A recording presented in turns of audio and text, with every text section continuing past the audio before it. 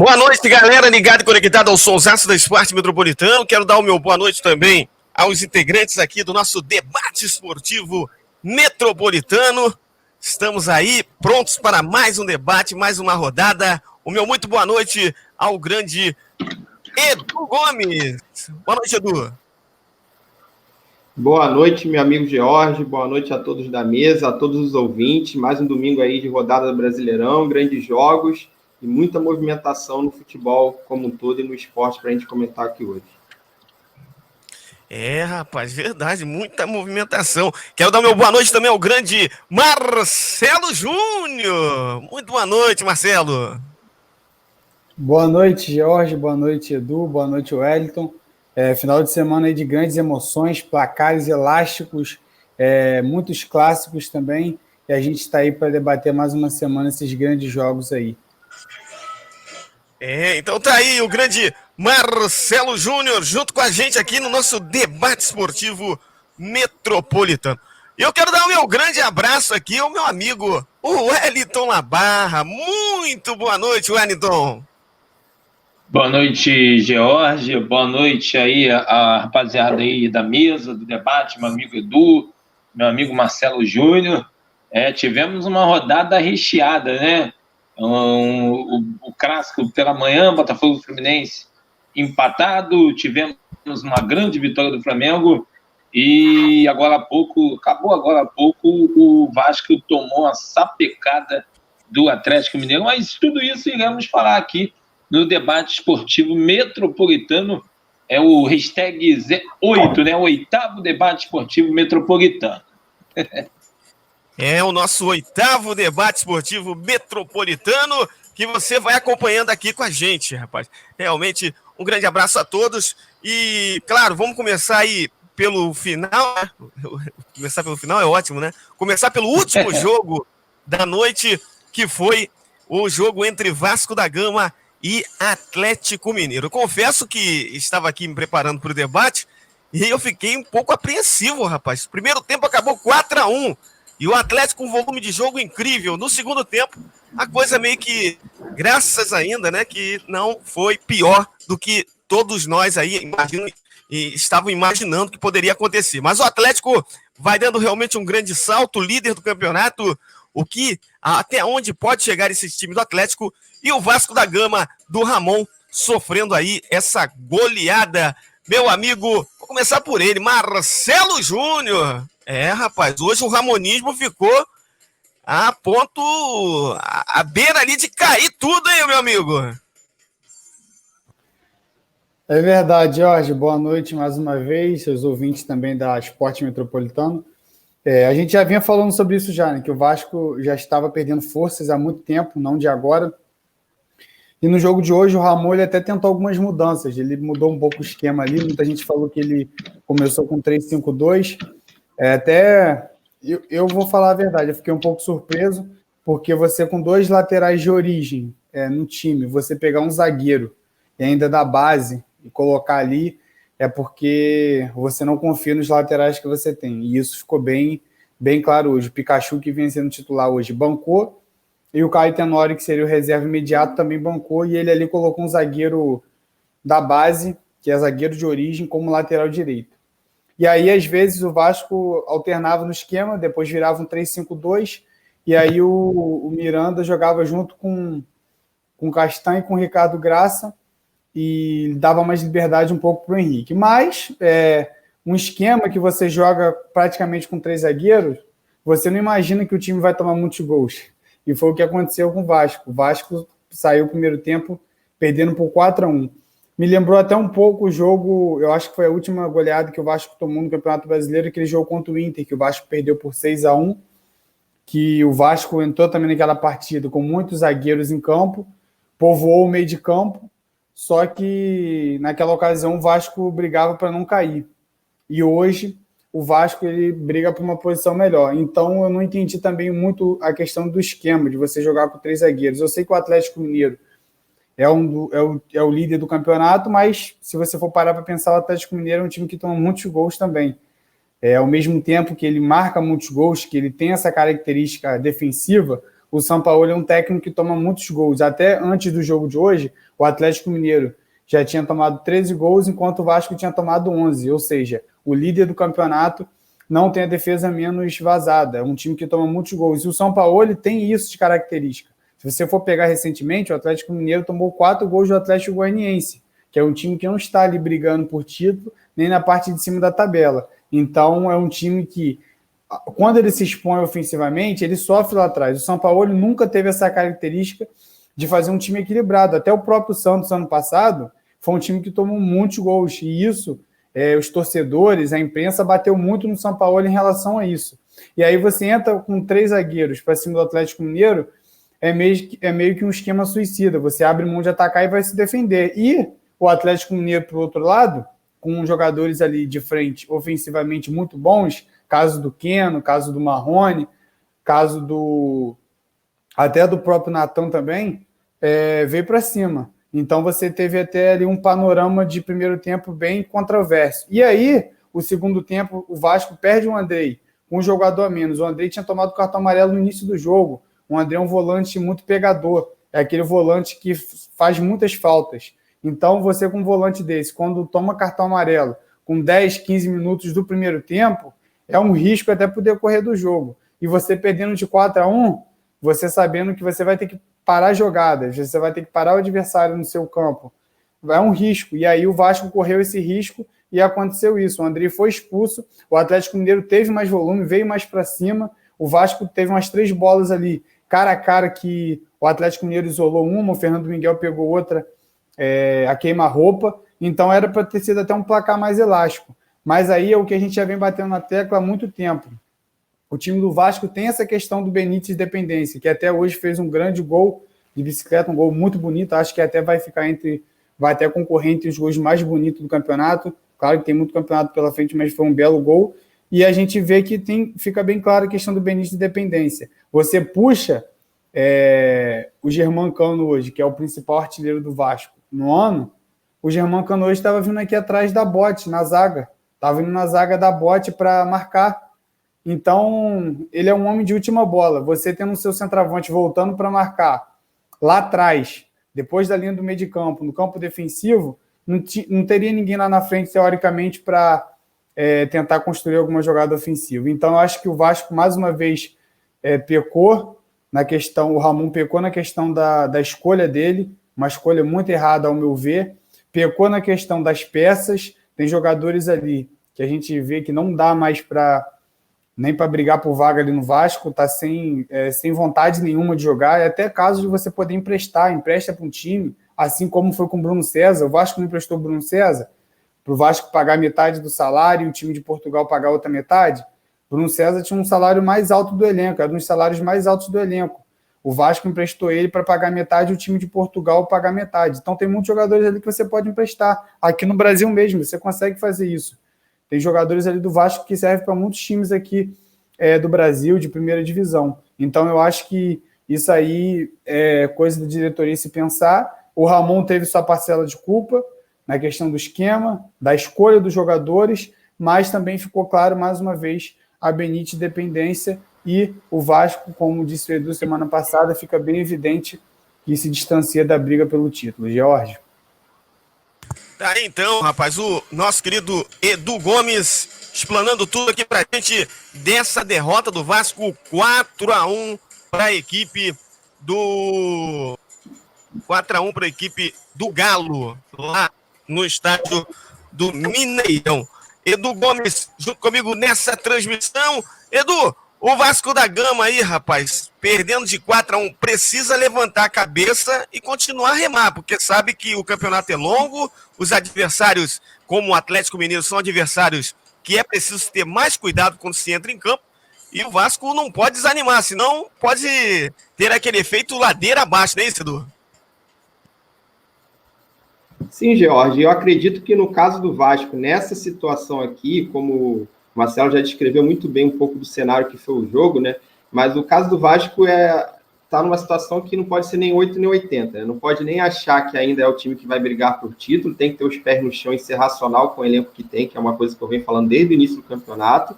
mas também não pode achar que agora é o fim do mundo porque perdeu para o líder do campeonato. O Atlético Mineiro, óbvio que você não quer perder de 4-1, mas teve uma escolha errada de esquema hoje contra um time que sabe jogar contra esse esquema. Você botando 3 zagueiros contra um ataque rápido como o do Galo, você vai abrir, vai chamar esse time para dentro. Como o Marcelo também bem falou, o Sampaoli não é aquele técnico que vai entrar para tentar recuar ou segurar resultado. Ele vai entrar para tentar ganhar e aí ele pode até acabar perdendo. Tanto que o Galo tem aí uma campanha só de vitórias ou derrotas. Ele perdeu 3 vezes, tem mais derrotas do que o Palmeiras, por exemplo, que não perdeu nenhuma vez, só que está na frente, está na liderança. Por quê? Ele não vai para empatar, ele não vai para segurar resultado, ele vai tentar botar o dele em jogo, que pode ser que ele pegue numa situação, num dia, um time que consiga segurar a onda, consiga fazer um bloqueio, consiga fazer um gol que faça com que o time do Atlético saia derrotado, como saiu já 3 vezes nesse campeonato. Mas todos os outros jogos o Atlético venceu, porque o Sampaoli não é técnico de ir para segurar resultado. E num esquema que foi, ao meu ver, também mal escolhido hoje pelo técnico Ramon, fora a dependência, como já falou o Marcelo do Benítez e tudo mais, o Vasco acabou sendo prejudicado. Mas é manter os pés no chão, Jorge, como você citou, ter calma e tranquilidade para replanejar a sequência, porque o Vasco, óbvio, não é desespero porque perdeu para o Galo, mas é ligar o sinal vermelho, porque nos últimos 5 jogos perdeu 3, empatou 1 e teve uma eliminação na Copa do Brasil. Isso a gente está falando nas últimas 2 semanas. Então não é só a derrota de 4-1 para o líder do campeonato, porque se o Vasco tivesse naquela sequência do início, ganhando todos os jogos, aí vem uma derrota para o líder e perde, ok, foi uma falha no percurso. Hoje a gente viu na Inglaterra o Liverpool tomando de 7-2 do Aston Villa, o Manchester United tomando de 6-1 do Tottenham. A gente não tem que naturalizar uma goleada, não tem que achar que é normal, mas acontece. Agora, o Vasco não vem de 2 semanas boas. O Vasco vem de 2 semanas ruins, e aonde você tem essa derrota de hoje como uma exacerbação desse cenário negativo que o time está tendo. Para não entrar nessa ladeira abaixo, e brigar do meio para cima, que é o que eu tenho sempre dito para os 3 times do Rio, com exceção do Flamengo. O elenco é mediano, mas para você brigar ali do meio para cima, você tem que fazer essa folga com os pontos nessa primeira metade do campeonato. O Vasco começou muito bem, então agora é manter o pé no chão, tentar fazer o planejamento jogo a jogo, entender quais são os jogos que você não pode perder. Um jogo em casa contra um adversário no mesmo nível, de um nível considerado abaixo, não é um jogo que você pode se dar o luxo de empatar. Um jogo fora de casa contra um adversário supostamente mais forte no mesmo nível, você tem que ir buscar e tentar fazer um resultado que pelo menos te dê algum ponto. Então, fazendo um planejamento coerente, o Vasco tem condições de brigar ali dentro da faixa do Sul-Americana, quem sabe uma pré-Libertadores, mas tem que recuperar a autoestima, tem que recuperar a mentalidade vencedora do início de competição, que agora a gente está vendo ficando um pouco ali secundária. A eliminação na Copa do Brasil abalou bastante, porque teve um planejamento a priori, pelo menos foi isso que tentou demonstrar o Ramon, de poupar jogadores para a Copa do Brasil, tentar fazer aquele rodízio e tudo mais, e acabou não conseguindo o objetivo, foi grana que não entrou para o clube e tudo mais, e aí depois a sequência ficou pior. Só que, repito, hoje não foi 4-1 para o Goiás, foi 4-1 para o Atlético Mineiro, que é o líder do campeonato. Então, se você entender que esse 4-1, mesmo não esperando a goleada, é um resultado que poderia acontecer com qualquer outro time, já que o Atlético no momento é o líder, e, ao meu ver, com o futebol que tem apresentado, porque é aquela coisa, né? A gente fala, o Palmeiras tem um grande elenco, não perdeu nenhum jogo, ok. Mas cai para nós. Quem hoje apostaria no time do Luxemburgo para ser campeão comparado ao time do São Paulo? Eu não apostaria no time do Luxemburgo. Então, para mim, ainda, o único time que vai bater de frente com o time do São Paulo é o Flamengo, que continua sendo, para mim, um grande favorito. Mas aí depende dessas arestas que estão ainda desorganizadas no âmbito interno do Flamengo. Então, o Flamengo tem como maior adversário ele mesmo. Agora, tirando o Flamengo, eu não vejo ninguém hoje a nível pelo que está mostrando em campo. Não estou nem debatendo agora elenco, não estou debatendo time titular, estou debatendo o que demonstra em campo. Eu não vejo ninguém para bater esse time do São Paulo. Então, não é por esse jogo, não é desespero, porque esse jogo, o Atlético vencer um jogo já é esperado na condição desse campeonato. Agora, pelo que o Vasco vem mostrando nas últimas 2 semanas, aí sim liga o sinal vermelho. Porque aí é uma questão de reorganizar, que aí esse jogo só foi uma explicitação de um cenário que já está ruim. Não foi uma ponta fora da curva. Foi um cenário de 2 semanas já negativas que tem que ter essa releitura interna, tem que parar, tem que entender, fazer essa releitura de elenco, ver quem está podendo ficar, quem não está, quem vai seguir em frente, mas a mentalidade é fundamental. A gente fala muito de mentalidade, eu pelo menos cito muito, porque eu acho que Hoje, para você ser campeão, antes de você ter o melhor atacante, o melhor jogador, você tem que ter um cara que tem ali comandando uma mentalidade vencedora. Você pode botar o melhor time na mão de um técnico que tem visão de derrota, ou visão reativa, ou visão que não vá para frente, isso vai ser negativo, né? Então, o Ramon tem que mostrar nesse momento o que é esse ramonismo, né? No sentido de mostrar, não, eu estou aqui para criar um padrão que eu vou levar o Vasco num patamar lá em cima, ou eu vou ser mais do mesmo. E se for mais do mesmo, pode ser que nas próximas rodadas a gente fique aqui ainda debatendo essa queda, que é o que a gente não espera do Vasco da Gama, né? Tá aí, então, esse é o grande Edu Gomes, trazendo a sua análise. Ô, Ayrton Labar, falar pra você aqui, ó, o Vasco na próxima rodada enfrenta a equipe do Bahia, lá na Fonte Nova. Lembrando, Wellington, que o Bahia também jogou essa rodada e perdeu por 2-1 em casa para a equipe do Sport. Rapaz, perdeu para o Sport 2-1. Quer dizer, é mais um ingrediente para um jogo complicado para o Vasco lá na Fonte Nova. É isso, Wellington?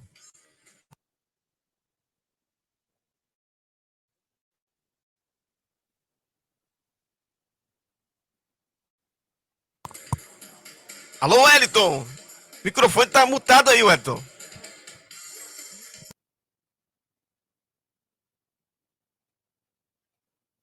O Wellington não tá escutando a gente, depois a gente conversa aí com o Wellington. E para passar aqui, o Vasco enfrenta o Bahia na próxima quarta-feira, às 19h15, no estádio Fonte Nova. É Fonte Nova, né, rapaz? Fonte Nova, estádio do Bahia, Bahia e Vasco, Campeonato Brasileiro. Galera ligada e conectada aos sucessos do esporte metropolitano, estamos no debate esportivo metropolitano. Comigo hoje o grande Edu Gomes, o Wellington Labarra e também o grande Marcelo Júnior. Grande Marcelo Júnior junto com a gente nesse debate esportivo metropolitano, acontecendo hoje começando às 10h30, devido ao jogo do Vasco, né? O Vasco aí jogou hoje 8h30 contra a equipe do Galo. Começamos o nosso debate um pouquinho mais tarde e vamos seguindo aqui. Vamos trazer agora o jogo das 4h, Flamengo e Atlético Paranaense, e eu vou trazer a análise dele, o grande Felipe Viana. Ô, Felipe Viana, tá de volta, hein, rapaz? Até que enfim você apareceu, Felipe. Um abraço para você. Alô, Jorge Harrison, e alô, você ligado aqui na Rádio Esporte Metropolitano. Muito boa noite, que legal ter você aqui para o nosso debate metropolitano, para você saber tudo sobre a 13ª rodada do Campeonato Brasileiro de 2020. Olha só, o Flamengo hoje recebeu o Atlético Paranaense em casa. É isso mesmo, no Maracanã, aquele tradicional horário de domingo às 4h. Quem esperava uma equipe rubro-negra muito ofensiva, muito goleadora, não foi bem assim que vimos. Apesar de ser importante, Vitinho, Felipe Luiz, Everton Ribeiro, jogadores que jogaram na outra partida cada vez mais mostrando que estão errados, como o Bruno Henrique também. O Flamengo não foi para cima como se esperava. Até atacou no primeiro tempo, até assustou no primeiro tempo. Mas o Eduardo Barros fez uma marcação muito boa e conseguiu bem feito mesmo, controlar a equipe do Flamengo, fazendo uma marcação alta e explorando alguns erros de passes do goleiro Hugo. Ele mesmo, o que tem sido destaque do Flamengo, isso não anula dele, mas hoje ele tentou fazer alguns passes, rapaz, assim que o jogo começou, ele deu um passe completamente equivocado por muito pouco mesmo. O Atlético Paranaense não abre a contagem nos primeiros minutos. E não foi só esse, o Hugo, que se equivocou em outros momentos, também saindo jogando com os pés. Mas a verdade é que o Flamengo melhorou mesmo, o Flamengo mostrou que veio mesmo apenas no segundo tempo. E tem um detalhe muito interessante para essa mudança rubro-negra. O fato é que Everton Ribeiro entrou na segunda etapa e tirou do time o Vitinho. Rapaz, o Vitinho jogou muito mal no primeiro tempo, não conseguiu voltar bem. Na verdade, não conseguiu voltar bem, não. Quando foi que o Vitinho esteve bem? Essa é uma discussão eterna no Flamengo. E o Everton Ribeiro entrou no segundo tempo e brilhou, jogou muito bem. levou o Flamengo a um toque de bola muito superior, um toque de bola que conseguiu furar a defesa do Atlético, empurrou o Atlético para o seu campo defensivo, e foi assim que saíram os gols da partida. Contra o primeiro do Pedro Queixada, rapaz, esse cara tá fazendo muito gol. O segundo gol do Flamengo, marcado pelo Bruno Henrique de pênalti, e o terceiro pelo próprio Everton Ribeiro, que chutou de fora da área, e bola desviou no defensor do Atlético Paranaense. O Santos só teve o Flamengo que conseguiu chegar aos gols, mas teve desconto no placar do Renato Kaiser, que fez o único gol do Atlético Paranaense após lançamento para a grande área e falha da marcação rubro-negra. Bom, o que fica para a gente pensar daqui para frente é o seguinte: o Flamengo mostrou hoje que tem garotos de nível muito bom. A zaga foi Gabriel Noga mais uma vez, com o Natan, e rapaz, eu não vi erro nenhum. Até por um carrinho equivocado do Gabriel Noga, que quase resultou em pênalti, inclusive foi marcado pênalti, mas o VAR mostrou que foi fora. Mas um Flamengo muito sólido na defesa, e fica para os colegas pensarem: quem será o companheiro de zaga do Rodrigo Caio? Léo Pereira, Gustavo Henrique? Ou a gente já pode começar a pensar mais que isso? Qual vai ser o local, qual vai ser o lugar desses jovens jogadores no time do Flamengo? O Vitinho é um dos reservas imediatos para a posição de ponta. Mas será que a gente vai ter, por exemplo, o Guilherme Bala fazendo essa função, o Vitinho caindo para segundo ou terceiro reserva? A gente tem Léo Pereira e Gustavo Henrique na zaga, como eu falei, mas será que eles cairiam para terceiro, quarto reserva? Afinal, os garotos estão jogando melhor? Enfim, fica para a gente pensar essa questão. O Flamengo que enfrenta na próxima rodada a equipe do Sport, a quarta-feira, dia 7/10, no Maracanã, às 19h15, e o Atlético Paranaense, o CAP, vai enfrentar na quinta-feira, 8/10, o Ceará na Arena da Baixada, às 19 horas. Lembrando que com essa vitória, o Flamengo chega a 20, está a 6 pontos do líder Atlético Mineiro e a 2 pontinhos de passar o Internacional e ser o segundo colocado. O Atlético Paranaense é o 12º com 14 pontos, de olho na zona de rebaixamento, a 2 pontinhos do Coritiba. Aqui é Felipe Viana para a Rádio Esporte Metropolitano. Tá aí, então, esse é o grande Felipe Viana trazendo a análise desse jogo, Flamengo 3, Atlético Paranaense 1. Quero perguntar aqui primeiro para o grande Marcelo Júnior, Flamengo vencendo por 3, e é impressionante, né? A garotada, a zaga do Flamengo. O Felipe até falou aí que o Noga vacilou ali na jogada, no carrinho, mas eu acho que ele não tinha recurso a fazer. Ele até tentou tocar na bola primeiro, mas acabou acertando o jogador junto.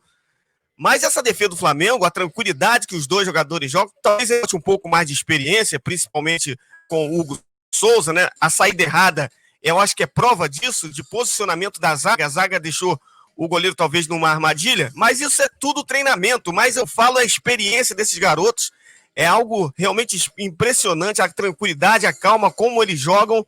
O Flamengo realmente tem uma safra de zagueiros fantástica aí para o futuro, e ficam em maus lençóis o Gustavo Henrique e o Léo Pereira, e até o Tuller corre o risco de se tornar aí uma terceira opção, hein, Marcelo? É verdade, Jorge. O Flamengo não é desde agora. Se a gente for lembrar, recentemente teve até o Léo Duarte, que foi um zagueiro que na época ele subiu também e entrou num momento, vamos dizer assim, crítico, e deu conta do recado. Vestiu a camisa e foi muito bem. Eu acredito que essa molecada aí, eles estão com um respaldo muito grande da diretoria. E você já vê no jogo de estreia contra o Palmeiras, um jogo que, por tudo que envolvia a mística do jogo, a questão dos casos positivos de coronavírus, a pressão em cima, muito lá a imprensa paulista batendo muito em cima, que o Palmeiras não poderia perder aquele jogo de jeito nenhum para a equipe do Flamengo. O pessoal até brincava sobre o negócio do fraldinha, essa questão do sub-20, mas eles jogaram muito bem, vestiram a camisa, não se intimidaram e deram conta do recado, e vem dando conta do recado. No jogo de hoje, eu acho até que, às vezes, no futebol, você não basta ter competência, você basta também ter sorte. Eu acho que os dois andam junto. O goleiro do Flamengo hoje teve uns 2 lances que, como você falou, ele tentou sair jogando, ele saiu errado, tocou no pé do jogador do Atlético, quase saiu gol, e no lance anterior, depois desse, ele ainda tocaram para ele de novo e você vê que ele mais uma vez continuou a mesma jogada, ele não rifou a bola para frente. Então você vê uma questão não só de segurança, mas de sorte. E ali também o técnico deve falar: não, vai lá, você tem respaldo da diretoria, você tem o meu respaldo. É você também dar confiança para um menino desse, porque hoje em dia no Brasil, a maioria dos jovens da base eles são queimados por causa de um lance. Se a gente for pegar aí muitos jogadores que sobem da base aí para jogar nos times cariocas aí, a torcida pega no pé rápido, queima rápido o jogador, começa em cima, cornetar no estádio, gritando, e aí os jogadores já sentem essa pressão e automaticamente o técnico vê o nervosismo e já, vamos dizer assim, saca esse menino da base. E o Flamengo não, vem dando respaldo, vem mantendo os jogadores no time principal, vem dando liga, e você vê que a safra não é só de agora, já tem um histórico muito grande. A questão do Gustavo Henrique e do Léo Pereira, eu acho que o Flamengo, quando contratou o Gustavo Henrique e Léo Pereira, o Flamengo poderia ter ali contratado um zagueiro a nível lá Pablo Mari. O Flamengo tentou buscar ali o Léo Pereira e o Gustavo Henrique, como se os dois jogadores fossem dar conta do recado, e não deram. E se você for pegar, os dois salários do jogador, você conseguiria trazer um zagueiro a nível lá Pablo Mari, entendeu? E o Flamengo não fez por isso. Então, eu acho até que foi um planejamento errado. O Gustavo Henrique tinha sido vice-campeão no Santos, e o Atlético e o Léo Pereira tinha sido campeão no Atlético, de Sul-Americano e tudo mais, mas eram jogadores que o Gustavo Henrique, por exemplo, ele por vários jogos ele não era titular, entendeu? E ele falhou até em alguns jogos do Santos. Era um zagueiro que tinha muito a sua característica principal, a jogada aérea, ele era muito bom no cabeceio, enquanto o Léo Pereira era um zagueiro de saída de bola. Ele se encaixou, ele ficou notável, vamos dizer assim, no Atlético Paranaense, naquele esquema do Thiago Nunes, que ele saía muito bem com a bola. Só que o Léo Pereira, ele nunca foi um zagueiro bom de dar combate. Ele sempre deixou muitos buracos nas costas dele. Vários gols foram assim. Então, o Flamengo já contratou esse zagueiro sabendo da deficiência de cada um, entendeu? Já sabia o histórico de cada um jogador desse. E o Léo Pereira e o Gustavo Henrique, eu acho que só perde espaço, só tende a ficar cada vez mais para trás, e eu acho que para a futuro aí a zaga do Flamengo vai ser o Rodrigo Caio e mais o zagueiro da base, porque é o natural, eles vêm jogando bem. Acho que o técnico não vai sacar, vai dar oportunidade. O Léo Pereira já vinha falhando em muitos jogos, a gente sabe disso, a torcida já vinha pegando no pé dele. E o Gustavo Henrique também, eu acho que não agradou a torcida do Flamengo, nem a diretoria. Então, eu acho que tem muito a crescer, com respaldo, o técnico dando confiança. Eu acho que esses zagueiros aí podem ir longe. Jorge? Tá aí então, rapaz, o grande Marcelo Júnior trazendo... Diga aí, Wellington. Eu tô com problema de conexão, quero pedir desculpas aí e aproveitar aqui e mandar um abraço a um amigo que está acompanhando a nossa live aí, que é o Valci, aqui de Tanguá, que é o tio do Eduardo Gomes, né, Eduardo? Manda um abraço aí pro Valci, e aí eu vou comentar o que eu achei do jogo, Eduardo.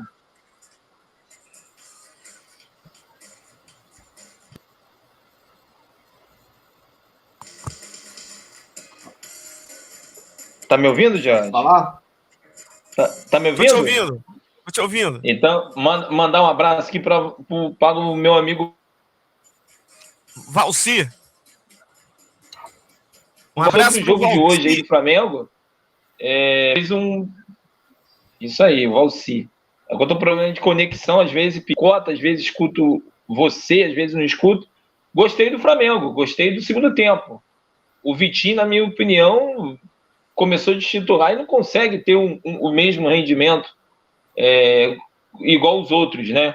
Aí entra o Everton Ribeiro, muda o panorama do jogo. Agora vamos destacar a garotada, né? Os dois zagueiros aí, o Noga e o Natan, grandes zagueiros. Eu acho que o Domenech vai ganhar uma dor de cabeça, porque os dois deram conta do recado, mais um jogo. E o goleiro Hugo Souza, que na minha opinião, ele pode brigar por uma vaga de titular até com o Diego Alves, apesar do Diego Alves ser o titular da posição, mas o garoto Hugo Souza, com personalidade também, vem mostrando que pode brigar por uma vaga nessa equipe titular. venceu com autoridade, já encostou ali no G4, né? Não teve muita sorte porque o Atlético Mineiro goleou o Vasco, mas ainda está ali brigando pelo título. Acho que depois daquela má fase, né, e conseguiu se engrenar, a equipe voltou a jogar o seu futebol, né? Uma marcação em cima, com mais preparação física um pouco melhor, o Arrascaeta, Everton Ribeiro, Bruno Henrique voltando a jogar seu futebol. O Flamengo tem tudo a crescer daqui para frente, é tudo que a torcida quer, né? Ver o Flamengo campeão brasileiro mais uma vez, né? É verdade, o Wellington Labarra trazendo aí a sua análise dessa vitória do Flamengo 3-1 na equipe do Atlético Paranaense. Eu queria só fazer uma pergunta para o Edu Gomes. Há 2 semanas atrás aqui a gente falava do que poderia ser o Lincoln, o que acontecia com o Lincoln e tudo mais. E hoje eu achei que o treinador do Flamengo, o Domenech, claro que é ele que monta o time, ele errou. Porque ele hoje era para ter entrado com o Lincoln no lugar do Vitinho. Dá sequência para o Lincoln. O Lincoln fez bons jogos, fez um grande jogo na quarta-feira, e hoje ele era para ter entrado com o Lincoln no lugar do Vitinho. O Vitinho não tinha mérito nenhum para entrar jogando hoje. Não vem fazendo, há muito tempo não vem fazendo nada. E o Lincoln vinha fazendo por onde, né? Tava jogando bem e tudo mais. E aí hoje eu acho que o Domenech foi o grande erro dele, foi ter entrado com o Vitinho, né? E não ter entrado com o Lincoln. Nem falo entrar com o Everton Ribeiro, que voltava com Covid, né? Assim como eu também achei um erro do Domenech ter entrado com o Felipe Luiz e ter deixado ele jogo praticamente todo, até os 40 do segundo tempo, quando ele colocou o Ramonzinho, né? Já que o Felipe Luiz voltava também de Covid, ele tinha que dar uma aliviada no jogador. Então, meu amigo Edu Gomes, eu acho que hoje o Domenech vacilou. Ele era para ter deixado o Lincoln jogar e ter deixado lá o Vitinho no banco. Jorge, eu acho que isso vai também muito primeiramente, também mandar um abraço aí pro meu tio Valci, grande Valci, que está aí nos ouvindo. Um grande abraço. Temos aí que marcar uma cerveja em Tanguá. Mas eu acho que Jorge, eu acho que essa questão do Lincoln vai também da posição que ele se encontra no elenco, porque o Lincoln teve uma sequência nos últimos jogos muito também pelas ausências de contusão e dos problemas de Covid. Então ele acabou, inclusive, fazendo um ótimo jogo na última partida, acabou entrando nos últimos 2 jogos da Libertadores, mas também pelas ausências. Eu acho que na cabeça do Domenech Torrent era natural que no momento que ele pudesse ter mais peças para frente ali para o ataque do time do Flamengo, as peças que ele subentende, por mais que ele faça muito esse rodízio, mas ele subentende que são as peças que ele vai mais utilizar, por mais que a gente venha aqui a fazer a crítica ao Vitinho, é bem provável que na cabeça dele o Vitinho esteja à frente do Lincoln nessa disputa, nessa briga por vaga. Então, acho que quando essas peças estivessem todas elas, ou a maior parte delas, em condições de jogo, era natural que elas buscassem esse espaço. Mas é o que você falou, faltou esse olhar do momento, né? Porque se o cara fez um bom jogo na última rodada, por que não dar sequência a ele? Então, talvez essa sensibilidade de entender o momento, não sei se o fato do Domenech não estar em campo, isso pode ter interferido, acredito que na escalação não, mas talvez essa sensibilidade faltou. Mas também é uma coisa que demonstra, ao meu ver, ainda aí essas semanas não são parâmetros, porque o Flamengo acabou tendo muitos desfalques, né? Ainda não está com 100% do seu elenco disponível para os próximos jogos, inclusive. Mas eu acredito que o padrão do Domenech de criar um rodízio entre os jogadores talvez seja um padrão não momentâneo, sim um padrão fixo. É uma coisa que ainda é uma dúvida para mim. Será que o Domenech estava fazendo aquilo só por estar conhecendo o elenco? Ou essa é uma característica do Domenech Torrent para o longo do campeonato? E aí a gente só vai ver se isso vai ser bom ou ruim lá na frente. Mas se isso for uma característica, ele não vai estar nem sendo tão incoerente hoje ao botar o Vitinho, porque já era o natural dele fazer esse rodízio. Como teve jogo que o Gabigol fez gol, no outro jogo entrou no banco, e o Pedro vice-versa. Então, ele já vinha fazendo isso. Entretanto, se isso foi apenas um momento de teste, esse rodízio, e agora ele vai querer dar liga para aqueles que estiverem bem realmente, o coerente hoje, com os desfalques que tinha, era de fato colocar o Lincoln e não o Vitinho, né? Até pelo que o Lincoln fez no último jogo, mesmo estando questionado. Porque questionamento por questionamento, os dois são questionados, né? Ainda mais o torcedor que vai querer exigir sempre o alto patamar a entrega em alto nível dos jogadores de um time como é o do Flamengo hoje, o Vitinho e o Lincoln sempre vão sofrer com essa pressão. Mas o técnico tem que se abstrair disso, né? O técnico tem que ver o que está sendo entregue, né? E o que o jogador entregou ou está entregando é o que vai definir a escalação, se ele vai ou não para o jogo. E o Lincoln entregou coisas positivas na última rodada. Então é nesse nível que ele teria que ter pensado, apesar de que eu entendo, não estou dizendo que concordo, mas eu entendo que se o rodízio for o padrão dele estabelecido, não seria incoerente ele ter colocado o Vitinho hoje. Mas aí concordar é outra história, né? Porque aí eu já acho que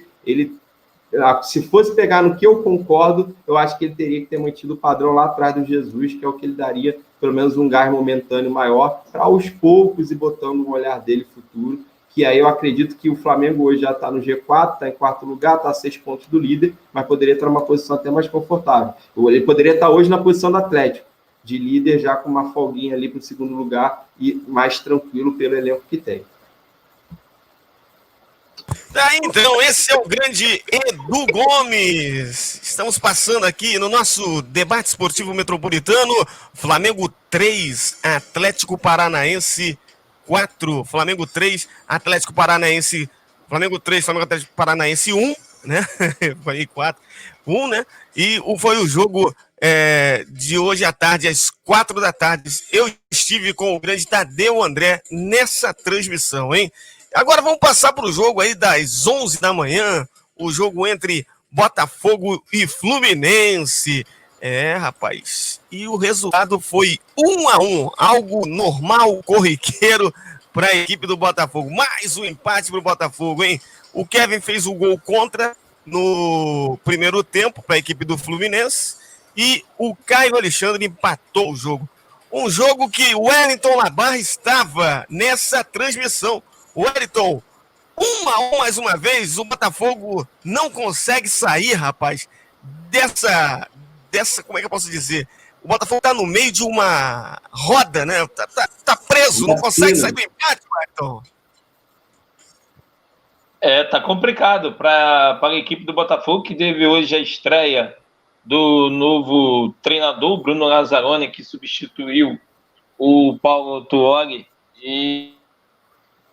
e a equipe consegue vencer, né? Engraçado, 13 jogos e apenas uma vitória, a equipe que mais empatou na competição, né?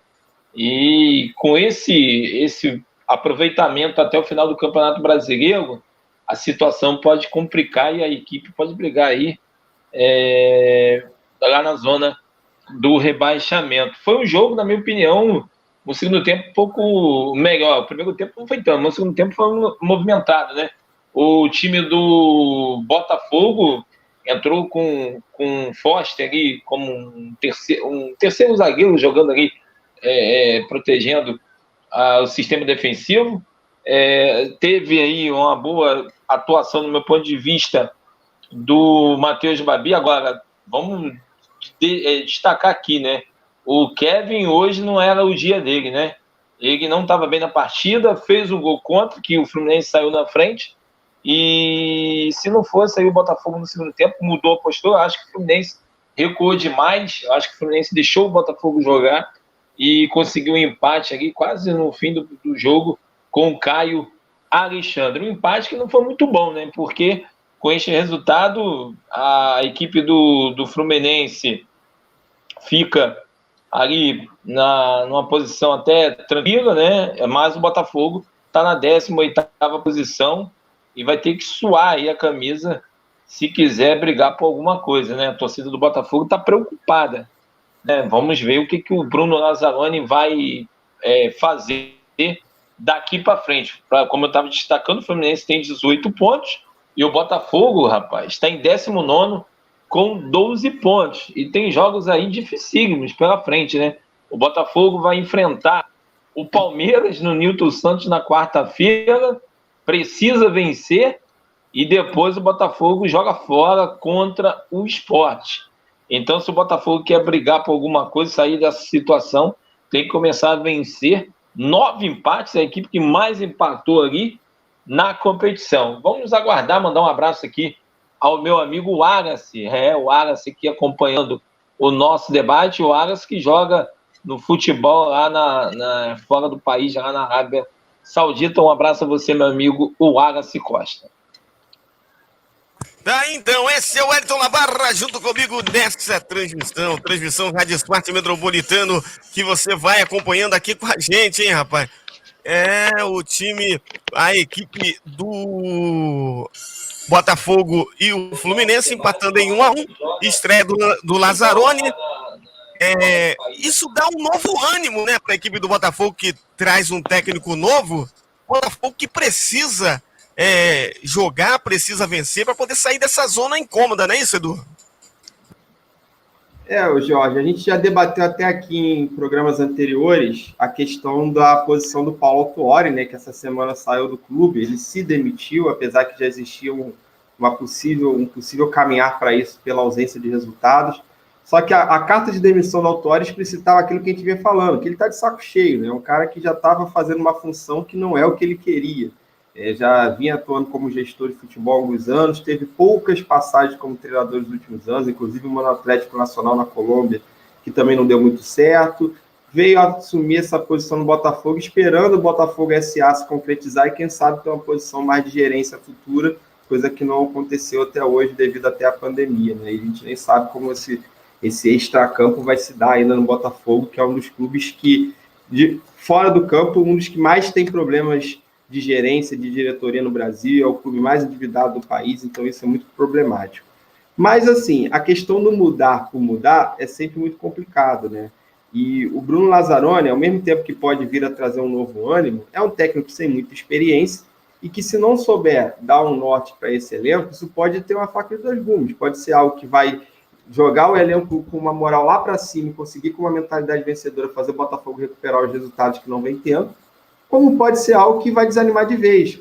Antes você ainda tinha uma referência, o Autuori, campeão mundial, Libertadores, brasileiro, agora você não tem nem isso. Então, se o técnico não chegar mostrando a que veio, o Lazzaroni não chegar mostrando a que veio, mostrando qual a importância dele para esse caminhar do Botafogo, isso pode ser uma mudança até mais negativa do que positiva. Hoje, por exemplo, dentro de campo, o Botafogo até teve um domínio no segundo tempo, muito mais pela forma reativa que o time do Odair Helman, do Fluminense, optou ao tentar segurar o resultado, do que mérito do Botafogo propriamente dito. Então, assim, eu vi no jogo muito mais uma posição do Fluminense de forma equivocada, aí explicita, inclusive, a limitação desses elencos.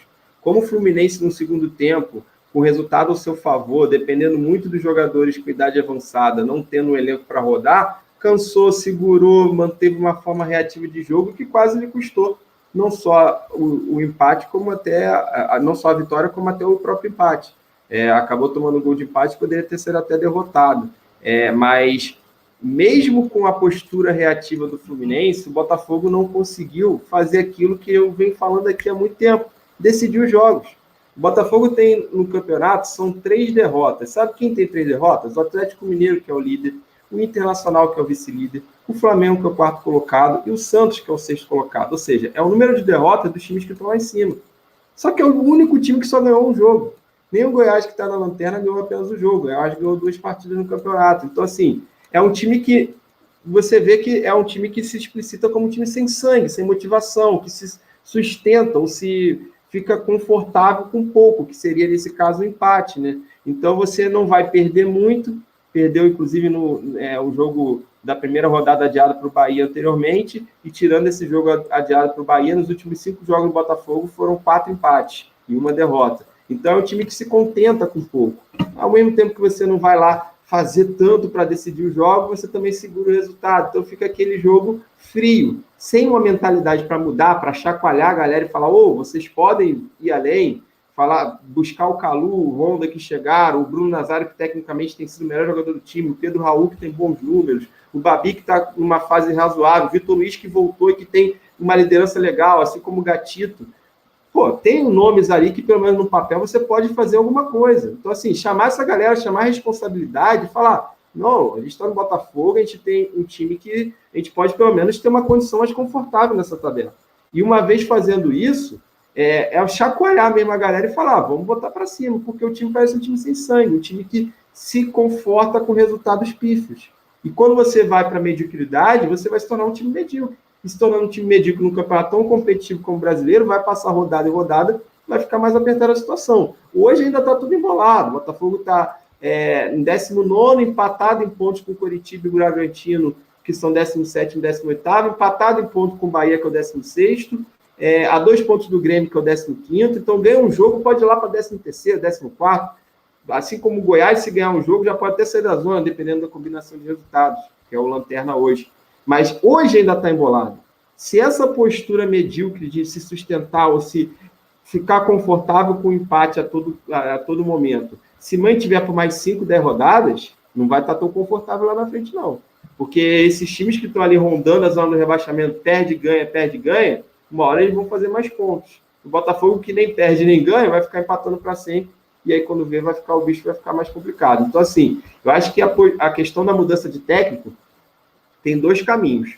Ou o cara chega com uma postura de mudar mesmo a mentalidade do elenco e partir para dentro para conseguir dar esse gás, ou ele afunda mais ainda o navio. E aí o Bruno Lazzaroni, até pela ausência de trabalho dele, ele já passou como interino no Botafogo algumas vezes, fez bons trabalhos na categoria de base até, mas a gente não sabe muito dele como técnico e profissional pegando o time mesmo. Então, até pela ausência de trabalho deles, eu não sei dizer qual vai ser esse perfil do Bruno Lazzaroni. É uma incógnita, é uma aposta.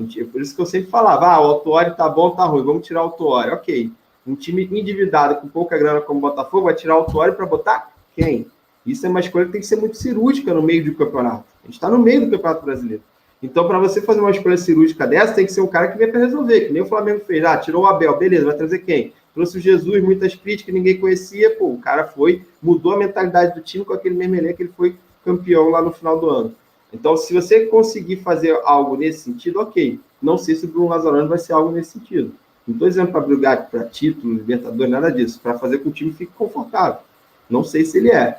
Agora, se ele não for, eu acredito que a possibilidade de afundar ainda mais o navio é grande. E isso vai ser mais complicado ainda. Vamos ver quais serão os próximos passos dessa novela do Botafogo no Campeonato Brasileiro. Daí então, o grande Edu, rapaz, que análise fantástica aí sobre a equipe do Botafogo, que hoje fez o clássico vovô com o Fluminense, empate em 1-1. E eu quero para o Marcelo Júnior, hoje o Fred jogou, quase fez um gol. O time do Odair Helma vinha de uma vitória fantástica de 4-0. Mais uma vez, o Fluminense vive essa oscilação, hein, Marcelo Júnior? Será que o Odair não vai conseguir acertar esse time? É verdade, Jorge. É aquilo que a gente também já vinha batendo na tecla, né? O Fluminense, ele estava até em certo momento com essa questão da dependência do Nenê. E também um pouco do que o Edu falou da questão de muitos jogadores com a idade avançada. Então, você no campeonato desse, você precisa dar rodagem aos jogadores. O Fluminense recentemente teve muitos jogadores com caso de Covid confirmado. Eu acho que isso atrapalha um pouco, você tendo um elenco bem limitado. O Ganso, que se a gente for parar para pensar, é um substituto ali imediato do Nenê, foi um jogador que testou positivo, está fora do time. Então, você tem essa questão também de rodagem do elenco. Eu acho que o torcedor do Fluminense hoje, na cabeça, deve estar se perguntando aonde que esse time do Fluminense chega no campeonato. O que a gente pode esperar desse time do Fluminense? Que uma rodada goleia, vai muito bem, joga ofensivamente bem, e na outra rodada senta em cima do resultado, como foi no jogo hoje contra o Botafogo. Primeiro tempo muito bom, mas no segundo tempo o Fluminense abdicou de jogar. O Botafogo mandou no segundo tempo, colocou bola na trave, pressionou. O Botafogo até poderia ter saído com a vitória, não seria injusto, porque o Botafogo massacrou no segundo tempo, foi para cima do Fluminense, o Fluminense sentou em cima do resultado, e aí você já vê a questão também física, como que pesa. A gente fala aqui da questão dos jogadores com a idade mais avançada. O Fluminense não tinha um refúgio no jogo de hoje. Você tira o Nenê ali, por mais que você possa ter um Paulo Henrique Ganso no banco, mas são jogadores que, pela questão da idade, o Ganso nem tanto, mas pela característica de jogo, não tem ninguém para suprir esses jogadores. Você não tem um menino que entra com disposição, a não ser o Luiz Henrique, ou você também ele tem... tinha o Evanilson, que foi embora, mas aí não tem um centroavante, você tem que escalar o Fred, que você não pode contar todo o jogo, então é bem complicado, é uma situação bem complicada. Você acaba recorrendo para a base, você também na base, a gente sabe que o Fluminense revela muitos jogadores da base, mas no time de hoje não tem muitos meninos assim para você subir, para você botar para jogar. E o Fluminense, eu acho que peca nesse sentido, de você não ter substitutos ali à altura, ou são quando os jogadores cansarem, entendeu? E se você for pegar também o time do Fluminense, o esquema que o Odair montou, é um esquema que ele joga com 3 atacantes, mas os 3 atacantes eles se movimentam muito ali na frente, eles trocam de posição entre eles, entendeu? Então o Odair está buscando a melhor formação para esse time de Fluminense. Eu acho que esse Fluminense, ele pode mostrar algo a mais do que vem jogando, mas também não dá para se esperar muito também do Fluminense, não vai ser aquele Fluminense encantador, que vai ganhar vários jogos importantes, que vai estar ali entre os 5 primeiros. Eu acho que não é por aí. Eu acho que a questão do elenco é bem limitado. Você tem ali o Nenê como principal jogador, que quando não joga faz uma falta tanto.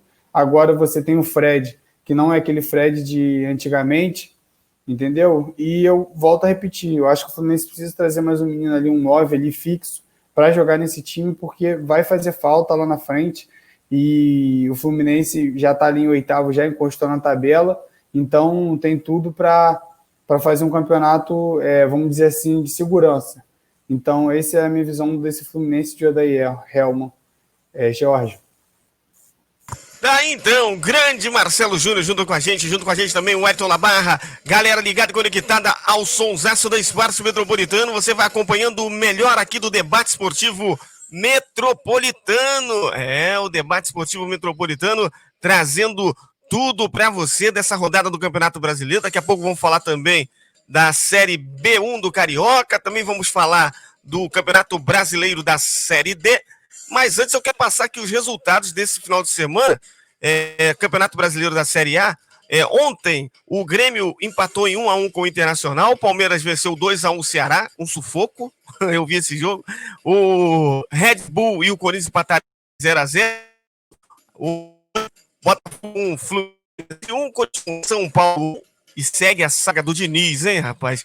O Flamengo ganhou de 3-1 da equipe do Atlético Paranaense, o Bahia perdeu de 2-1 para o Sport, o Fortaleza 0, Atlético Goianiense 0, e um jogaço, hein? Goiás 2, Santos 3, emoção até o final, e Atlético Mineiro 4, Vasco da Gama 1. Esses são os resultados do Campeonato Brasileiro. E a classificação do Campeonato Brasileiro segue. O Atlético Mineiro é o líder, tem 27 pontos. Na segunda colocação, o Internacional 2. Palmeiras é o terceiro com 22. O quarto é o Flamengo com 21.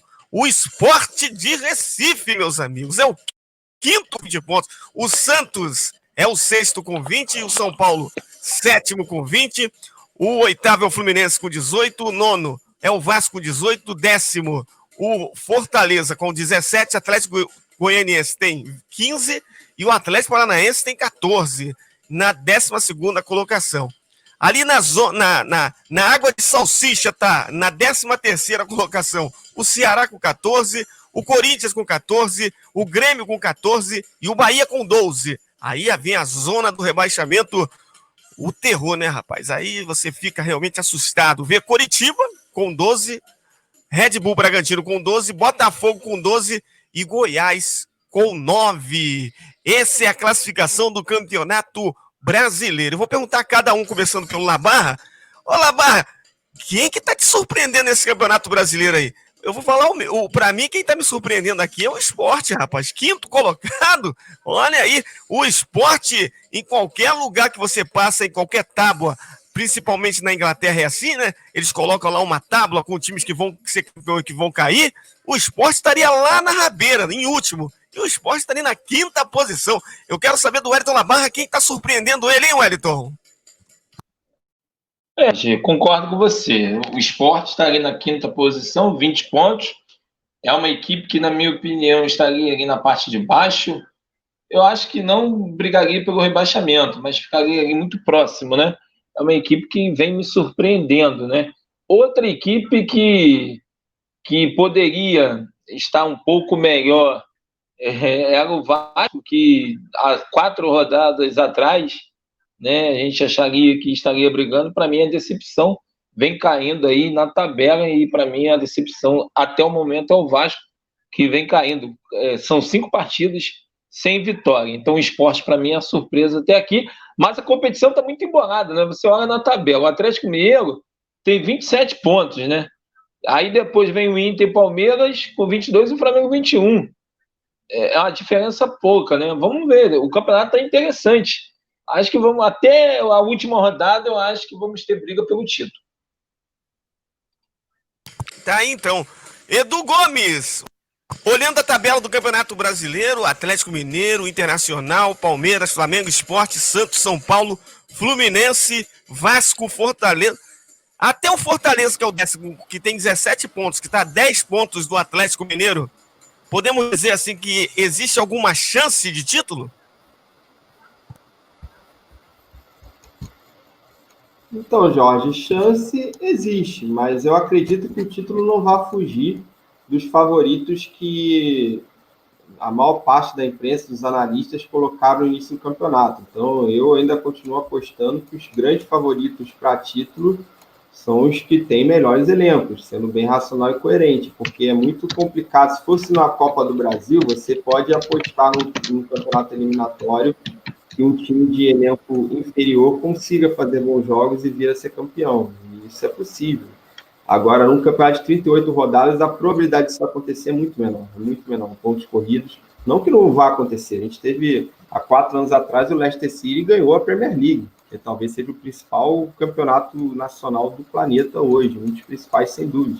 Então, é possível acontecer, mas a probabilidade é muito menor. Então, eu ainda acredito que o Flamengo, Atlético Mineiro, Palmeiras, Internacional. No início, eu achava o Grêmio, que está aí, o Renato acaba optando por essa questão de jogar os campeonatos eliminatórios com maior foco, o Grêmio está deixando de lado o brasileiro, mas acredito que vai ficar nesses mesmos que estão ali na parte de cima.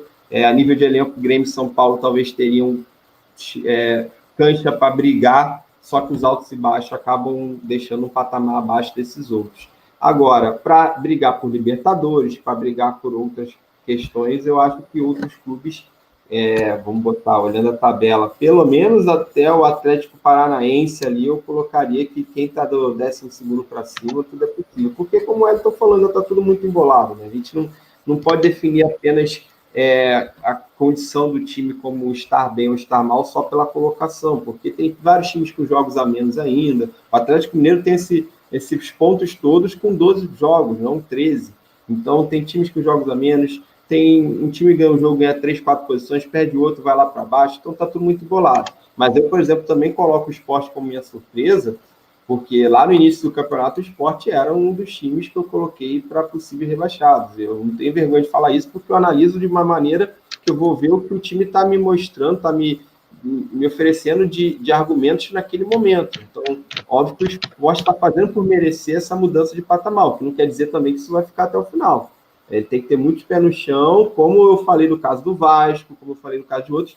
Até o Fortaleza, que rodadas anteriores deu uma subida também na tabela, porque se você começa a ganhar pontos, o Sport já acha que está no patamar do Flamengo ou do Atlético Mineiro, vai depois cair, vai vai perder jogos depois que vai fazer com que o time caia. Mas o Jair Ventura entrou bem na equipe, fez um padrão entendendo o elenco, entendendo inclusive as limitações do elenco para saber jogar com essas limitações. Isso é fundamental, é muito similar ao que ele fez na época de Botafogo. Então isso pode dar frutos para o Sport, que ao meu ver, como era um time que a priori não aspirava às grandes coisas, eu não estou olhando só a colocação, não estou olhando só o Sport que tem 20 pontos e hoje está ali na 5ª colocação. Eu estou olhando o Sport que nos últimos 5 jogos ganhou 3 e empatou 1.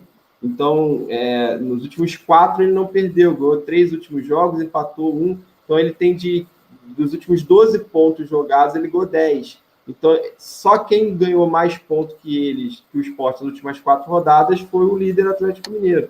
Então, mais do que a colocação em si, eu estou vendo o rendimento, a evolução.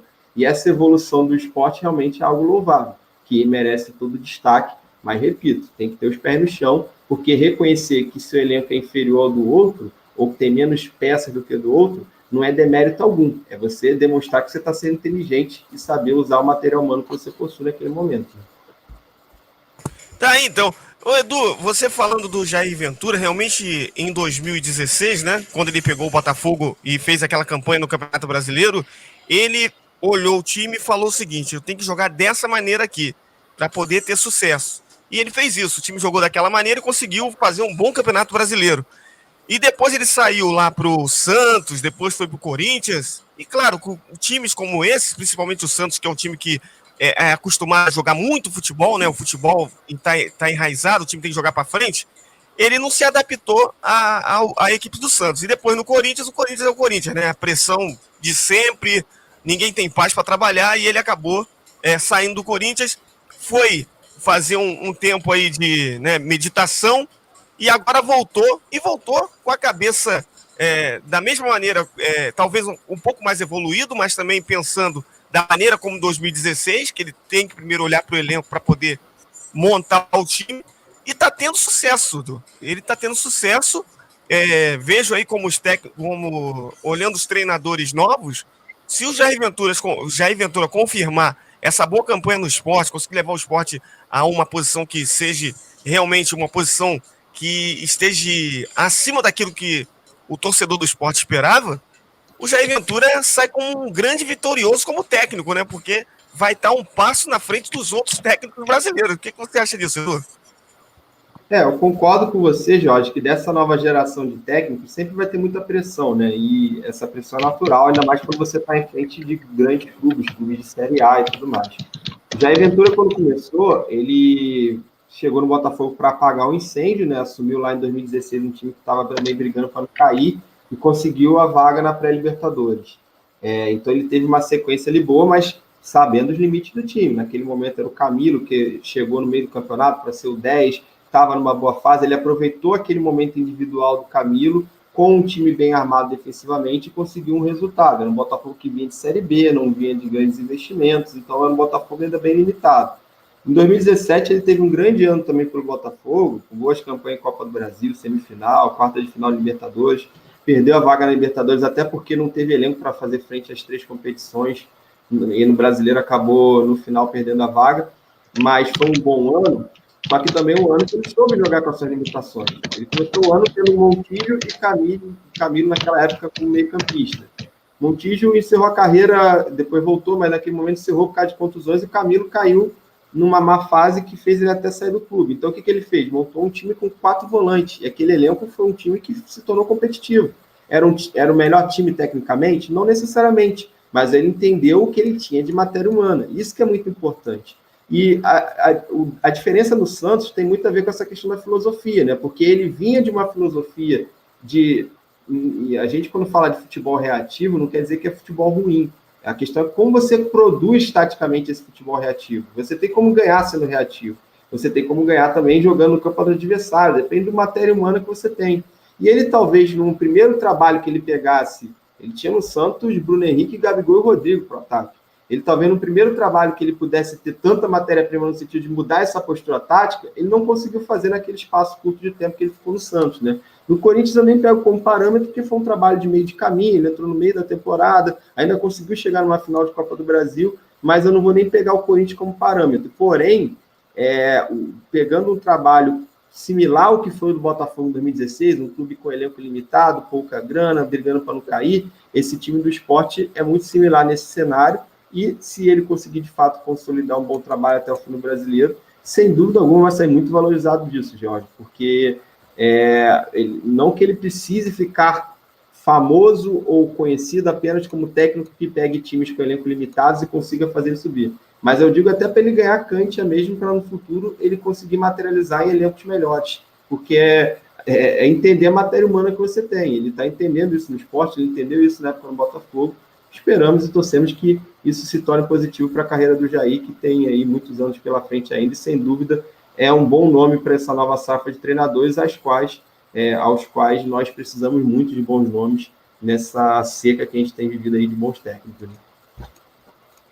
Tá aí então o grande Edu Gomes, Marcelo Júnior, você aqui olhando a tabela do Campeonato Brasileiro para fechar. E quem tem você a surpresa desse Campeonato Brasileiro muito bolado, como eu disse, né, do Fortaleza até o Atlético Mineiro, são 10 pontos de diferença, em um campeonato que tem só 12 jogos, alguns times com 13 jogos, outros com 12 jogos, o campeonato ainda está muito em aberto, mas como disse o Edu Gomes, quem tem elenco tem grande chance de levar essa taça. E para você, quem são os times que estão te surpreendendo e quem está te decepcionando nesse momento? É verdade, Jorge.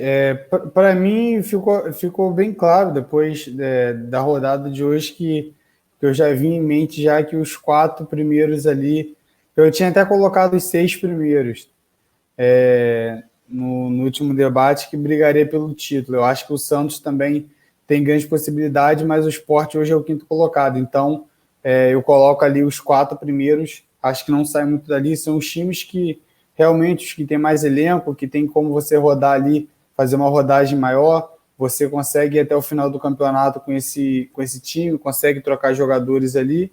E aonde que tem jogadores de qualidade. Tanto o Inter como o Atlético, como o Palmeiras e como o Flamengo são times que, se você tirar o time titular e pegar o time reserva, é um time muito bom também. Então, eu acho que a briga fica entre aqueles 4 ali.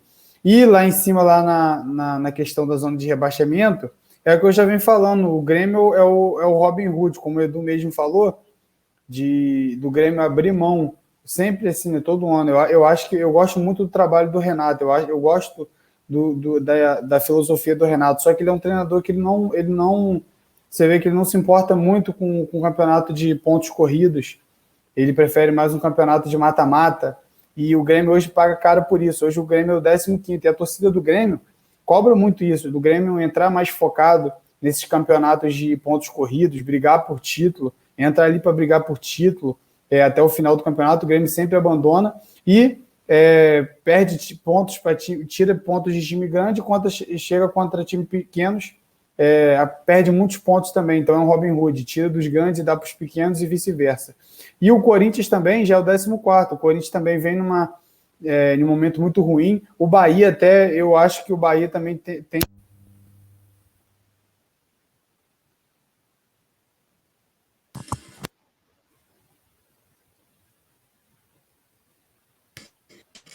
Marcelo?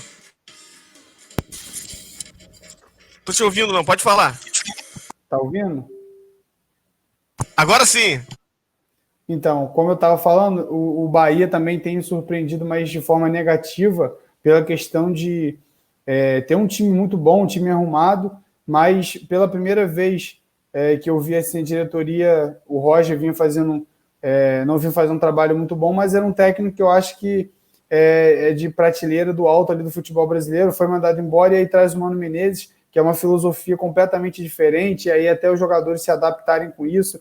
Não é uma característica do Bahia de ter um treinador que joga defensivamente. O Bahia é um time que joga reativo, vai para cima, e o Mano Menezes é um treinador que joga muito defensivamente, joga por uma bola. Então eu acho que o Bahia vem, pelo time que tem, também de forma negativa, tem tudo aí. Pode até sair, mas eu acho que vai ficar ali umas 4 rodadas ainda brigando ali contra o rebaixamento. E o RB Bragantino é aquilo que a gente já vinha falando também, está ali na zona de rebaixamento, a gente não entende por quê, pelo time que tem. Maurício Barbieri chegou, deu uma arrumada, mas um time que pelo investimento já era para estar lá em cima. Então, o ponto positivo, eu acho que os 4 primeiros ali, não cravo assim o ponto positivo, eu acho que os 4 primeiros vão brigar por título. Vocês falaram até a questão do esporte. O esporte, eu tinha até falado isso no debate anterior. No meu ver, o Jair ele não mudou só a questão do time, mas a questão da mentalidade da diretoria, o esporte no início do ano. Até então estava com salários atrasados, já chegando a 4 meses de salários atrasados, briga interna da diretoria, o presidente não dava a cara a tapa, e o Jair Ventura chegou, mudou um pouco esse panorama, mudou a mentalidade da diretoria. Eu acho que é importante você ter um técnico que seja realista, chegue e fale a realidade ao time, como foi o Lucha ano passado no Vasco, como foi até o próprio Eduardo Batista, o Nelsinho Batista, quando passou pelo Sport e saiu de forma turbulenta. Ele falou que o Sport estava tudo ruim, da diretoria ao time profissional, e o Jair Ventura chegou e falou os pontos, os erros, onde que estava, detectou isso, e aí deu tempo de corrigir e saber aonde que o Sport pode chegar nesse campeonato. Então, os meus destaques ficam aí por conta também de Sport, e os 4 primeiros ali, acho que o título não sai desses 4 primeiros aí não, Jorge. Tá, então, esse é o grande Júnior nessa transmissão em Rádio Esporte Metropolitano, Rádio Super Torcida. Transmissão Rádio Esporte Metropolitano e a Rádio Super Torcida. E eu vou aproveitar, já falando de Rádio Super Torcida, eu vou chamar ele, o grande Gabriel Andreso. Vai trazer aí informações da Série B1, do Campeonato Brasileiro da Série C e o Brasileirão da Série D. Fala aí, Andreso!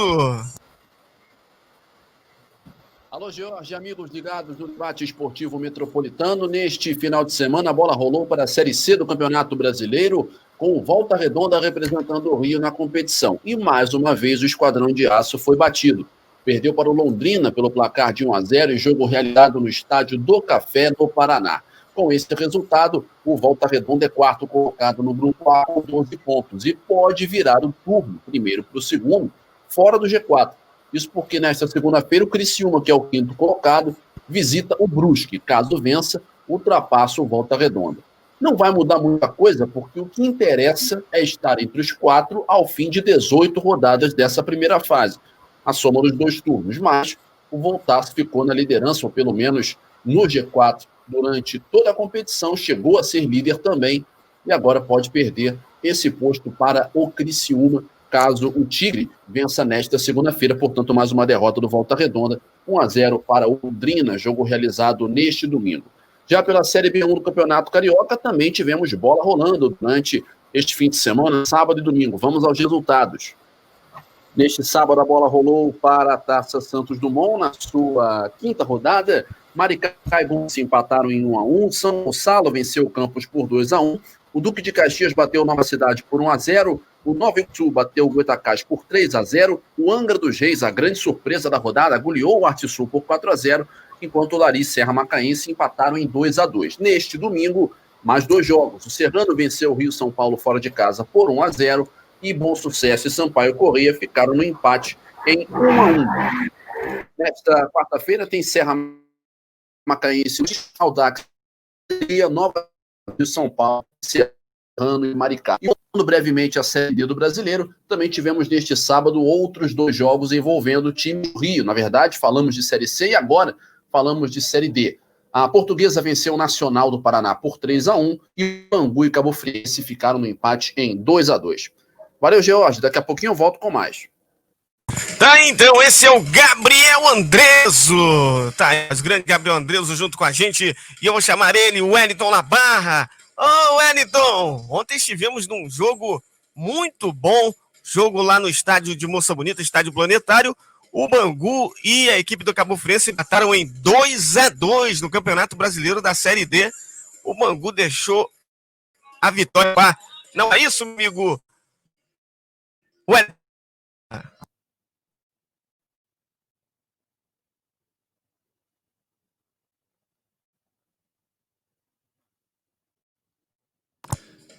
Rapaz, o Wellington Labarra não tá por aí não, hein? O Wellington Labarra daqui a pouco volta para falar com a gente. Campeonato Brasileiro da Série D. Ontem, Edu, tivemos um jogo entre Bangu e Cabo Friense. Acabou aí 2-2, jogo que eu estive com o Wellington Labarra. O Bangu abriu o placar. Aliás, a Cabo Friense abriu o placar aos 8 minutos. O Bangu virou ainda no primeiro tempo. E no final do jogo, a equipe da Cabo Friense de pênalti empatou o jogo. O Wellington tá por aí, Wellington?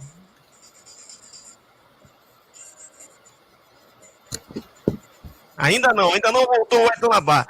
Então, Edu, os times cariocas nesse Campeonato Brasileiro da Série D, que eu tô focando aqui, né? Porque o Campeonato Brasileiro da Série C, o Volta Redonda tá ali na quarta posição e pode perder a vaga pro Criciúma. Os times do Campeonato Brasileiro da Série D, né? Bangu, Cabo Friense e Portuguesa estão ali na zona de classificação, nas 4 primeiras posições do grupo 7. Vem fazendo realmente uma boa campanha. Podemos acreditar nessas equipes aí, avançando e quem sabe chegando para fazer companhia ao Volta Redonda? Claro que eu não estou pedindo para fazer companhia ao Volta Redonda, eu quero que o Volta Redonda suba para B, né? Vamos lá, Volta Redonda, tem que subir para B. Mas essas equipes, duas, possam de repente subir aí para a Série C? Então, Jorge, até pela questão de locomoção, isso a gente até já debateu aqui anteriormente, né? O Brasil é um país continental, geograficamente falando, E isso faz com que a organização das chaves na Série D e muitas das vezes na Série C também se coloquem times de um mesmo estado para se enfrentarem nas primeiras fases, de maneira que diminua um pouco a locomoção, né? E os times da Carioca estão todos na mesma chave. Ontem a gente teve o clássico Carioca, né? O Bangu empatou com a Cabo Friense, como você bem colocou. A Portuguesa conseguiu vencer o Nacional do Paraná por 3-1, então teve uma boa vitória. E até agora, na quarta rodada, a gente são 4 times que vão passar na chave, né? De 8 times no total, e os 4 primeiros passam. Até agora a gente tem empatados com 8 pontos a Ferroviária, o Bangu e a Cabo Friense, e a Portuguesa em quarto lugar com 7 pontos. Então são os 4 primeiros colocados da chave 7 da Série D. Então, como eu falei, você ter todos os times do estado na mesma chave, pelas questões da locomoção, da logística, né, que assim como era o brasileiro na época da Taça Brasil, isso é ainda na Série D, porque a questão do dinheiro acaba não interfere. Isso pode ser negativo porque você vai botar todo mundo no mesmo estado para se enfrentar, então pode ser que alguns sejam eliminados. Só que, nesse primeiro momento, os times da Série D carioca estão conseguindo a façanha de todos eles estarem na zona de classificação, o que é muito positivo, né? A gente tem a possibilidade de fazer com que todos, já que eles vão se enfrentar na primeira fase, a probabilidade de alguém sair era grande. Mas se todos conseguirem passar, as chances de a gente ter algum carioca subindo para a Série C no ano que vem, assim como a gente espera que Volta Redonda suba para B, é muito grande. Agora, o que esses clubes vão ter que fazer, tal como Volta Redonda já começa a passar por isso na Série C, e que é muito comum nos times cariocas que jogam as divisões inferiores do Nacional nos anos anteriores, é superar a irregularidade. Os times cariocas que jogam Série C e D têm tido muito esses altos e baixos. Assim foi ano passado, assim foi em anos anteriores, por exemplo, quando o Macaé, e na década passada, quando o Duque de Caxias, na virada da década, quando o Duque de Caxias conseguiu chegar na Série B. Então, mesmo quando aqueles que chegaram na B não conseguiam se manter, voltavam logo para C, já caíam de novo para D, ou aqueles que estão na D e na C ficam ali batendo na trave, vai, não vai. Então, essa irregularidade, que é uma coisa que, para você manter uma constância no campeonato longo, como é o campeonato brasileiro das divisões inferiores também, você tem que ter um planejamento claro para aquilo, né? Planejamento esse que muitas das vezes os times de menor investimento no estado não só não possuem, como não têm condições de realizar, seja por falta de dinheiro, por falta de calendário, por montar time em cima da hora. Então se espera muitas vezes um planejamento que esses times não têm, onde às vezes em outros estados, os times o campeonato do ano é esse nacional, e para os times do Rio, às vezes o campeonato do ano é o carioca para ter vitrine e assim vender um ou outro jogador para os times grandes, né? Então, esse planejamento, às vezes, quando está ausente, faz com que essa inconstância venha. A gente tem que esperar o quê? Que, de certa maneira, essa ausência de um maior planejamento a nível estadual seja superada por uma determinação, por uma mentalidade vencedora que faça com que essas equipes se mantenham aonde elas estão hoje, Volta Redonda possa se recuperar nessa reta final para conseguir essa classificação para a próxima fase, e Bangu, Portuguesa e Cabo Friense continuem mantendo o padrão e também avancem na Série D, que é o que a gente espera, né? Que os times do Rio continuem dando um gás para, quem sabe, a gente ter aí um quinto representante na Série A, coisa que a gente não vê há muito tempo, né? A gente passou por situações nas últimas décadas de, às vezes, ter 3 representantes na Série A, porque nos anos 90 Fluminense, depois Botafogo e depois Vasco, em alguns momentos, nos deram o desprazer de ver esses grandes clubes na Série B. Então, o que a gente espera é que esses 4 não só continuem como merecem estar no lugar que sempre ocuparam, como outros também possam voltar e, imagina ter um Bangu de volta, ter um Volta Redonda crescendo e chegando, seria muito bom para o nosso futebol e também para a competitividade das divisões inferiores do Rio de Janeiro. Tá, então, esse é o grande Edu Gomes, trazendo a sua análise sobre as equipes no Campeonato Brasileiro da Série C e da Série D. O Wellington Labarra, tá por aí? Tô por aqui. Wellington, deixa eu te fazer uma pergunta aí. Campeonato Carioca da Série B, o que você está achando até o momento? Tá interessante, né? O Campeonato Carioca da Série B, um destaque aqui nessa rodada foi a goleada do Angra dos Reis, né? Conseguiu uma grande vitória. Destacar também as equipes aqui da região metropolitana. O Gonçalense lidera o seu grupo, 11 pontos. Poderia ter conseguido aí disparar aí na liderança, né? Jogou no dia de ontem e conseguiu um empate. Mas o campeonato é interessante. O Sampaio Corrêa também fazendo grande competição. E eu acho que vamos ter uma briga interessante. Várias equipes brigando para subir, né? Eu olho aqui na tabela, na chave A. Lembrando que estamos só no primeiro turno, na Taça Santos Dumont. O Gonçalense tem 11 pontos, o Audax tem 9. Aí depois vem o Serrano, que ganhou hoje, fora de casa, 9 pontos. O Duque de Caxias e o Maricá, mas é uma diferença mínima. Já no grupo B, o Angra lidera 9 pontos. Sampaio Corrêa tem 8, aí vem Nova Iguaçu, Bom Sucesso, um pouco atrás. E vamos ter jogos aí importantes. Lembrando que tem rodada meio de semana. Lembrando que o Campeonato Carioca da Série B1 você acompanha aqui na Esporte Metropolitano e na Rádio Subtorcida aí com o meu amigo Gabriel Andres. Tá, então, seu grande Wellington Labarra, comigo nessa transmissão.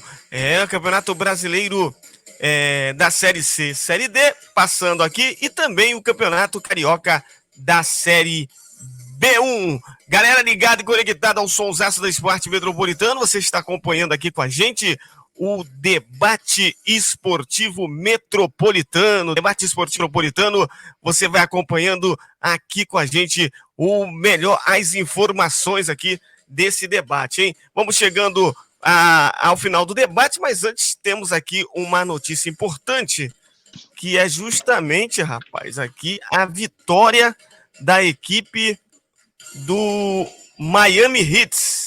Imagine você, o Miami Heat venceu o Los Angeles Lakers e agora a série está 2-1. 2-1 está a série. O time do Miami Heat se superou aí, apesar das ausências, apesar dos jogadores que estavam fora da equipe, vencendo a equipe do Lakers. Talvez o Lakers tenha sentido um pouco o cansaço, o ritmo forte que vem imprimindo, e hoje acabou perdendo o jogo, hein, Marcelo Júnior?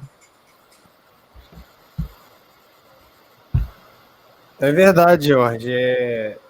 O Lakers aí numa sequência muito apertada, e nesse jogo de hoje surpreendendo. Eu gosto muito do Miami Heat, da equipe, e a NBA pegando fogo, tem tudo aí para ser esses finais de jogos aí, essas finais, né, de conferência, só jogos de grande porte, tem tudo para ser jogos aí que o torcedor vai ver emoção. Então a NBA chegando com tudo aí, já. Tá, então, rapaz, 2-1 para a equipe do Los Angeles Lakers. O Wellington Labarra, que tem acompanhado a NBA. E aí, Wellington, será que ainda dá para o Miami, rapaz?